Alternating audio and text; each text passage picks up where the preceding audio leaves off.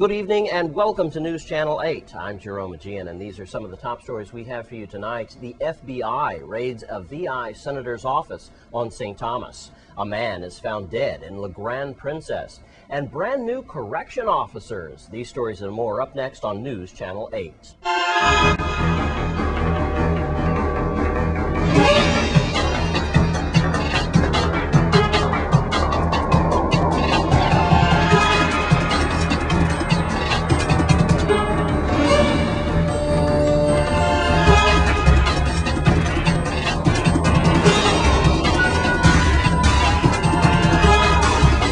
In our top story tonight, earlier today, FBI agents raided the Senate Legislature building on St. Thomas. News Channel 8's Wes Small is with Senate President Ronnie Russell at the Senate building on St. Croix. Thank you very much, Jerome. Senate President Ronald Russell, we understand that the FBI is involved in the Senate Legislature in St. Thomas.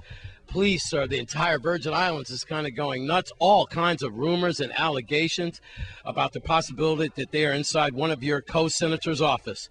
Senator Russell, please enlighten us. What is going on today? Well, as you know, Wes, we were here in St. Croix for a committee meeting, and the federal magistrate Miller issued a search warrant that was specific to the office of Senator Alvin Williams, Jr., and computers related to the office. So what happened in St. Thomas, a search warrant is when the federal agents are looking for information, and the search warrant was properly executed. We evaluated it and spoke to the marshals, and it was specific. It was done properly, and as we understand it, it's under seal. So we cooperated, and the search warrant was executed. Our executive director in St. Croix, Pamela Richards, kept me informed, and legal counsel Yvonne Taps in St. Thomas, she's assistant, kept me informed. I would have preferred that they had faxed the warrant to me before executing it, so we were able to have somebody read it to me over the phone, and we cooperated. So it was executed, and the federal agents are looking for information, and I'm supposed they gather the information, and the process will continue. Information on what? Why are they in a Virgin Islands senator's offices going through his computer? What are they looking for in that computer? Well, as I understand it, it's sealed, so I don't have the warrant before me, and I didn't see the warrant. And since it's sealed, I'd prefer not to comment on that. We cooperated. A search warrant is a search for information, and I'm sure that in the future you'll hear about it, and whoever is executing the search warrant will provide the public with that information. I don't have that information right now. Is this the first time in your knowledge that a senator's computers have been raided or looked at by the Federal Bureau of Investigation? Is this the first time? Well, it's the first time for me as the president, absolutely, and I won't speculate back further. As the president, I have a responsibility. We cooperated. I understood the process, because I've been involved with many criminal matters and an attorney. So I know how a search warrant is supposed to be executed. I know the specificity, and I know you can't overbroad, and you have to do it according to rules. And I think it was done, and we cooperated. So it'll move on to the next step. Senate President Ronald Russell, if you're just joining us, and it was a government operations committee meeting that was yes, and it was dealing with GRS. And dealing with GRS. And was Alvin Williams in that committee this morning? Well, we have a committee meeting tonight. I didn't see Alvin Williams here, but I suspected most of the senators would be coming over for the committee and the whole. Yeah. And as I understand it, Senator Williams was in St. Croix for the morning. Okay? And so where is he now? Well, I don't know. I suppose he would be flying back to St. Thomas, but I don't know where he is. But I don't want the public to speculate and jump to conclusions. I know media does that, and that's fine. But in terms of the real responsibility that I have, we don't do it, and we won't do it that way. Thank you very much. Senate President Ronald Russell at the legislature in Frederiksted. I'm Wes Small for News Channel 8. Thanks, Wes, and we also want to thank Senate President Ronald Russell for making that statement tonight. And in other news, police discovered the body of a man in La Grande Princess area yesterday afternoon. Here's Wes with more. Thanks a lot, Jerome. We are here in La Grande Princess area, not far from Elena Christian. And this reporter did start getting calls late yesterday afternoon. Unfortunately, we have a situation here. It looks like this is the home. We believe it was around 3 or 4 o'clock yesterday afternoon where we have a middle-aged Caucasian male who was found dead here, unresponsive. Apparently, he had been here for at least 2 days. There's unconfirmed reports that his loyal dogs did not leave his side, thus could have been preventing emergency responders and police from entering the premises. That has not been founded yet. Chief Howell said he was trying to contact the Animal Welfare Center. I tried to contact the Animal Welfare Center as well. No answer yet. Perhaps we can confirm that later. But sadly, though, we don't believe it is foul play. What we do believe it could be a suicide, possibly some pills involved. And again, the body at least here for 2 days. Next of kin, to my knowledge, has not been notified yet. We do know who the person is. This is a small community, as we all know, but we have to have it official. Jerome, you might have that information for us this evening by 7 o'clock. Now, besides the unconfirmed reports of his pets remaining loyal for a couple of days there, we understand that this person could have been possibly despondent because of a relationship that has gone sour. I could tell you this, though, we are all feeling this in some way or another. It seems as though over the last 10 days or so, on St. Croix anyway, we are being hit with one tragedy after another. And it's not the usual gang-type killings that we've been seeing or robbery and carjackings. These are more depressive type situations, aren't they? I just would like us then to take a step back and a moment of silence. A moment of silence for James Gaston, 25 years old, who only tried to leave that relationship before it was too late. Burned over 56% of his body, dying in his mother's arms in Puerto Rico. I know his mom well. All I want to say is, Flo, keep your head up, okay? And I know the family as well. Also, to Troy Weiss, 50-year-old Caucasian male up in Cane Bay, whose murder goes unsolved so far. No leads in that. One tragedy after another. Look at the domestic violence crime blotter. Folks, can I get a moment of silence, please? Let me just take a deep breath. If we have any more information for you, Jerome, tonight, I'll give it to you. For now, this is what we have. A middle-aged man here found dead, possibly after 2 days, possibly his loyal pets to his side to the very end, possible despondent over problems with a lover. But like I said, let me just take a moment of silence and a deep breath, because people, we are all feeling it. From the LEOC, the 8%, to our loved ones. Let me take a deep breath and let we love one another. And La Grande Princess, I'm Wes Small for News Channel 8. Thanks, Wes, for that moment of silence. Well, on a brighter note, brand new correction officers will be protecting us in the near future. Let's take a look. I thank you for choosing to take on this very important role, and thank you for allowing me the opportunity to share in this moment with you. Please, everyone, join me in giving the new YRC correction officers a big round of applause.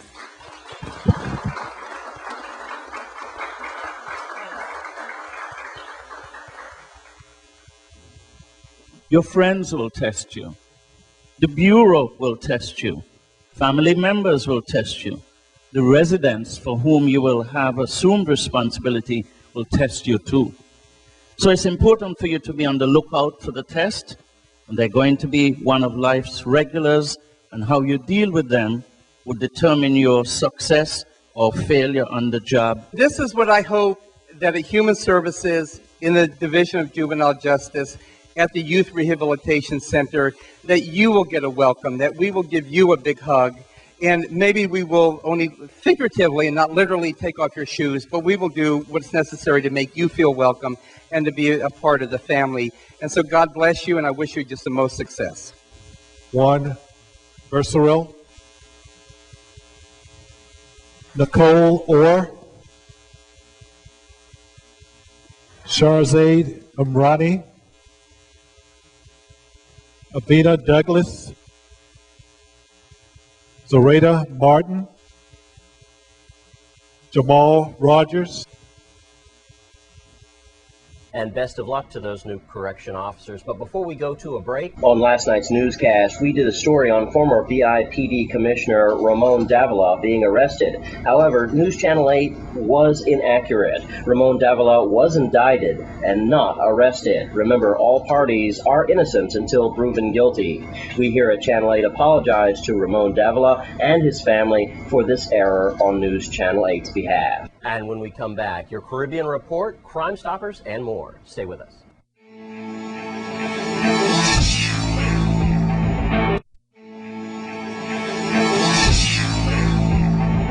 And let's take a look at your Caribbean Report for tonight.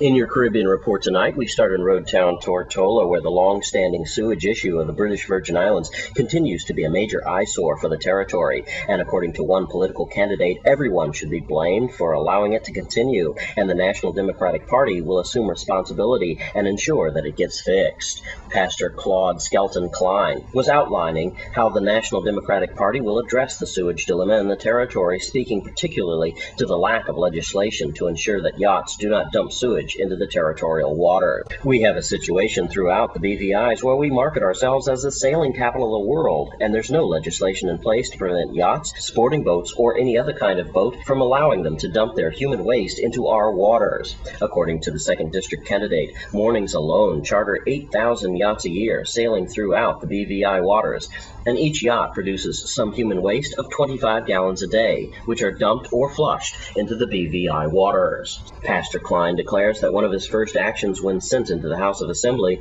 will be immediately to appoint a commission of persons to begin looking into the matter, where laws will be put into place to begin to set up apparatuses where there can be pump-out stations for yachts. This is Pastor Klein's campaign platform. And turning now to St. Vincent and the Grenadines, where on Sunday, St. Vincent and the Grenadines became the first organization of the Eastern Caribbean states countries to formally implement the National Building Code and Regulation Guidelines. The Building Code is the minimum acceptable standard used to regulate the design, construction, and maintenance of the buildings of the purposes of protecting the health, safety, and general welfare of the building users. Minister of Housing Clayton Bershon, speaking at a media briefing, called on all citizens, especially those in the construction sector, to appreciate the value and the necessity of building regulations in order to derive maximum benefits. Bershon said that the building codes and guidelines are designed to assist all citizens to own a sound stock of buildings which can withstand natural and man-made disasters. The minister added that the implementation of the regulations is expected to have a positive impact on the local construction sector. And finally, CARICOM introduces the first phase of its crime prevention plan to focus on youth violence. Gangs and gang violence among the Caribbean communities of CARICOM's youth is one of the priority issues to be addressed at the CARICOM Crime Prevention and Social Development Action Plan, which is being implemented on a phased basis. The plan was jointly developed by CARICOM's secretariat in collaboration with the United Nations Office of Drugs and Crime to address the development challenges posed by the high levels of crime and violence in the region. The component is designed to provide intensive support services and programs to reduce involvement in gang life and equip the gang members with life skills to help them reintegrate into society. The programs and services are being developed in consultation with stakeholders and will be implemented through pilot projects throughout the community level.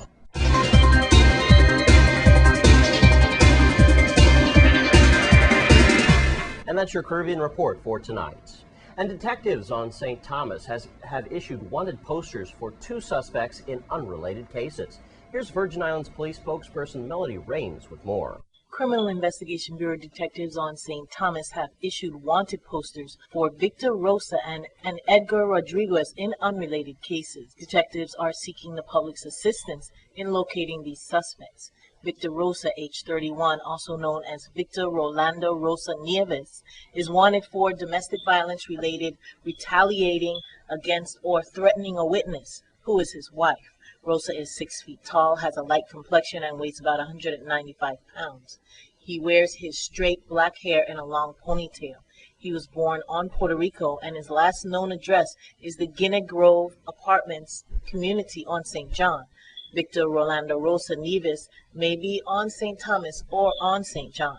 The second wanted suspect, Edgar Rodriguez, age 24, is wanted for grand larceny in connection with an incident that occurred on September 28th. Detectives said Rodriguez stole money and jewelry from his roommate. Detectives also have information indicating that Rodriguez has tried to leave the island. Rodriguez has a light complexion and wears his hair in braids. He also has a tattoo of a lion on his upper right shoulder and the name Anna tattooed on his neck. Detectives do not have information on Rodriguez's height, weight, or last known address. If anyone knows the whereabouts of Edgar Rodriguez or Victor Rosa, please contact detectives at 714-9807, 715-5537, 715-5535, or you can call Crime Stoppers USVI at 1-800-222-TIPS. And we still need your help to get a rapist off the streets. Here's Melody Rames once more. Criminal Investigation Bureau detectives on St. Croix have issued a wanted poster on Wilston John Baptiste and are seeking the community's assistance in locating him. John Baptiste is wanted for a rape in the first degree that occurred in August. John Baptiste is 46 years old, 5 foot 7 inches tall, and weighs 160 pounds. He has a dark complexion, a clean-shaven head, and no facial hair. Investigators said John Baptiste frequents Croixville, Mutual Homes, and Mount Pleasant West communities. Officers also said that John Baptiste may be on St. Thomas or St. John and is attempting to leave the Virgin Islands. Anyone who has recently seen or knows the whereabouts of Wilston John Baptiste is urged to contact investigators immediately at 712-6077, 712-6037, or you can call Crime Stoppers USVI at 1-800-222-TIPS. And we want to thank Melody Rames, spokesperson for the Virgin Islands Police Department, for those statements tonight. And when we come back from this break, Wes Small brings you your Crime Stoppers report. Stay with us.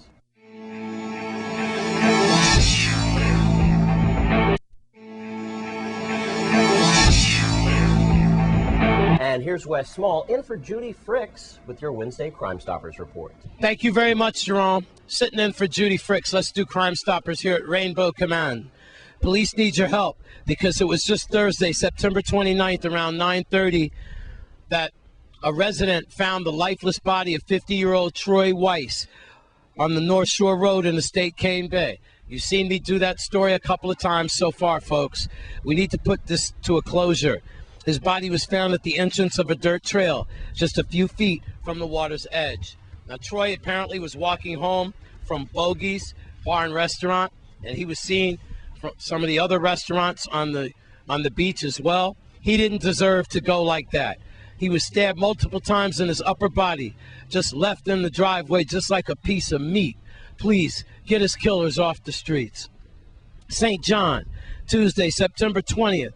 Early the next day, burglars hit the V.I. Department of Public Works at 6506 Susannaburg. We believe that thieves entered and exited through the eastern door of the main building that leads to the rear door of the garage. Inside, they cut a gas hose and stole a large amount of gas from a storage tank. Last but not least, in St. Thomas, on Monday, January 17th at 9:30, VIPD responded to shots fired near Garden Street and Crystal Gata. They found 28-year-old Keith Andrews unresponsive, and he was dead at the scene. Folks, it's pretty simple. Like I said earlier in the week, if they come for me today, they're going to come for you tomorrow. Let's get these thugs and these crooks and these murderers off the streets. You live with them, you eat with them, you make love to them every single day.